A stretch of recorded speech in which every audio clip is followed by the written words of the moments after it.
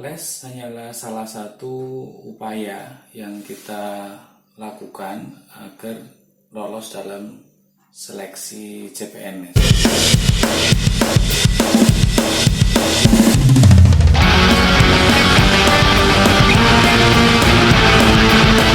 Halo, Assalamualaikum warahmatullahi wabarakatuh. Jumpa lagi dengan Ivan. Bagaimana kabar teman-teman semua? Semoga selalu dalam kesehatan dan kabar yang baik. Teman-teman, pada kesempatan video kali ini saya mau sharing soal CPNS lagi. Apa itu? Teman-teman semua, sampai hari ini website csn.bkn.go.id belum menampilkan formasi CPNS 2021. Tetapi meskipun demikian, bagi teman-teman yang memang sudah berniat dan punya keinginan untuk ikut dalam seleksi, sudah harus mulai mempersiapkan diri. Nah, salah satu yang menjadi opsi bagi teman-teman adalah mengikuti les CPNS atau privat CPNS, belajar materi-materi CPNS agar nanti bisa lolos di seleksi kemampuan dasar, kemudian lanjut ke seleksi kemampuan bidang. Tapi sebenarnya apakah les itu efektif atau apakah ada jaminan kalau teman-teman ikut les kemudian teman-teman akan diterima? Ada beberapa hal yang harus teman-teman pikirkan sebelum teman-teman memutuskan untuk mengikuti les. Les ini bisa les tatap muka atau yang saat ini banyak terjadi adalah les secara virtual atau secara online. Yang harus teman-teman pertimbangkan adalah yang pertama, seberapa kuat niat teman-teman untuk les. Artinya, kalau teman-teman ikut les, kemudian teman-teman tidak memiliki motivasi yang kuat untuk lolos CPNS, sama saja. Jadi, teman-teman sudah daftar, nanti mungkin berbayar juga karena les, tapi teman-teman tidak serius. Itu hasilnya juga nanti, saya yakin juga tidak akan maksimal. Atau ikutnya jadi asal-asalan, karena tidak punya motivasi untuk lolos CPNS. Nah, mungkin teman-teman harus memikirkan itu. Pertimbangan kedua, waktu.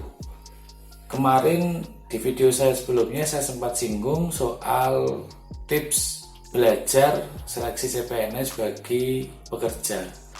Kalau teman-teman saat ini mungkin memang belum bekerja atau fresh graduate, teman-teman mungkin punya lebih banyak waktu untuk belajar. Artinya les bisa jadi salah satu media, sarana untuk menyukseskan proses seleksi.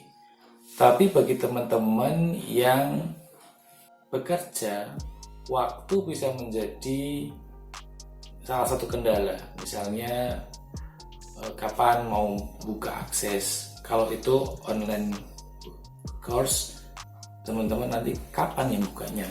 Pagi sampai sore misalnya bekerja, terus nanti apakah malam masih punya cukup waktu?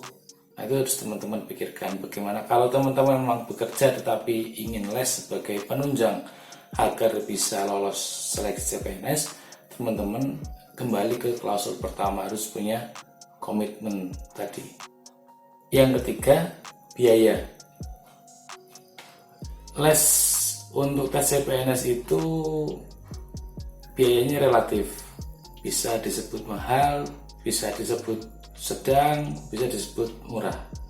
Bagi teman-teman yang punya kelebihan dana, ya tidak masalah. Tapi kalau teman-teman, mohon maaf, misalnya pas-pasan, itu juga bisa jadi kendala nanti bagaimana untuk membayar les itu. Apakah bisa berkelanjutan atau tidak, karena kita sampai saat ini belum tahu, karena belum ada informasi resmi dari BKN soal kapan waktu seleksi, kapan pengumuman dan sebagainya. itu akan membutuhkan waktu lama. Kalau nanti rentang waktu antara pengumuman sampai pelaksanaan seleksi tidak terlalu lama, teman-teman pasti bisa menghitung berapa nih pengeluaran untuk les. Tapi kalau belum ada waktunya dan saat ini teman-teman sudah mulai les, nah jangan-jangan dikhawatirkan bagi teman-teman yang dananya pas-pasan, nanti justru akan kesulitan di finansial keluarga misalnya. Ini harus teman-teman pikirkan. Kalau pengalaman saya dan beberapa teman-teman, saya termasuk yang tidak les, tetapi saya kemarin baca buku ya, kan ada buku materi dan beberapa pengetahuan dasar yang didapat misalnya dari koran, dari baca di internet dan sebagainya. Atau beberapa teman-teman saya yang lolos SCPNS 2019, pernah saya tanya, dia les atau enggak? Ternyata enggak juga. Dia belajarnya juga dari buku atau bisa dari, ini alternatif, soal-soal yang ada di internet secara gratis. Memang tidak sepenuhnya persis. Kalau les biasanya ada jaminan begitu, soal-soal yang diajarkan di tempat les itu mendekati soal-soal yang akan diujikan di SKD atau SKP. Sementara kalau yang gratis itu biasanya soal lama atau mungkin ya soal yang mendekati. Tapi kalau saya kemarin memilih untuk pilihan tidak les karena banyak faktor, ya saya bekerja, ya dana juga. Jadi ya akhirnya pilihannya oke lah, kita cari yang gratis selain buku ya, kalau buku beli. Yang penting ada gambaran, soalnya itu. Kita juga kembali ke mindset saat pikiran kita lepas atau kita bebas, kita memori lama akan terngiang kembali dan bisa jadi pelajaran yang kita pernah pelajari dari SD sampai kuliah itu akan kembali muncul. Ini. Meskipun seleksinya memang belum bisa dipastikan kapan akan dimulai, persiapan sudah harus teman-teman lakukan. Les itu pilihan.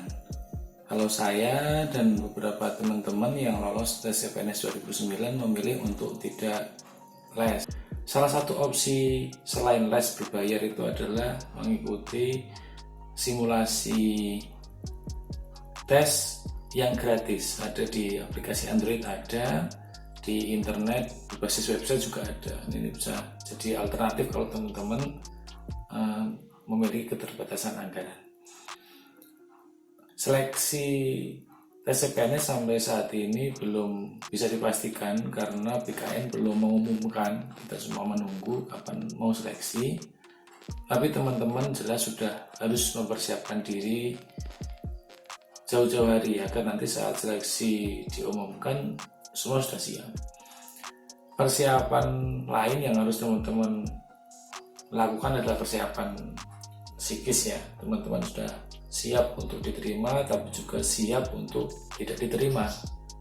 Kenapa? Karena peminat tes CPNS itu banyak, sedangkan formasi yang diperlukan itu terbatas.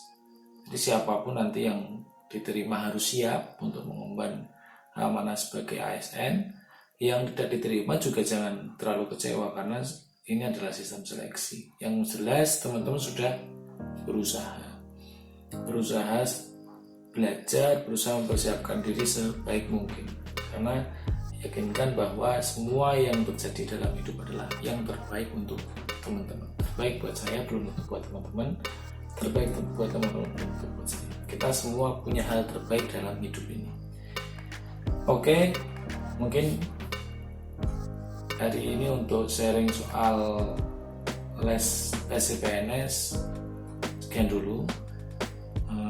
Berikan komentar, subscribe untuk mendukung channel ini, dan bagikan pada teman-teman yang membutuhkan hasanah baru soal tes CPNS. Di video mendatang insya Allah saya akan bahas soal gaji ASN, CPNS, dan PNS. Mungkin itu bisa jadi pertimbangan apakah teman-teman masih punya minat untuk mendaftar jika tahu besaran gajinya. Oke, terima kasih, tetap semangat dan pantang menyerah. Assalamualaikum warahmatullahi wabarakatuh.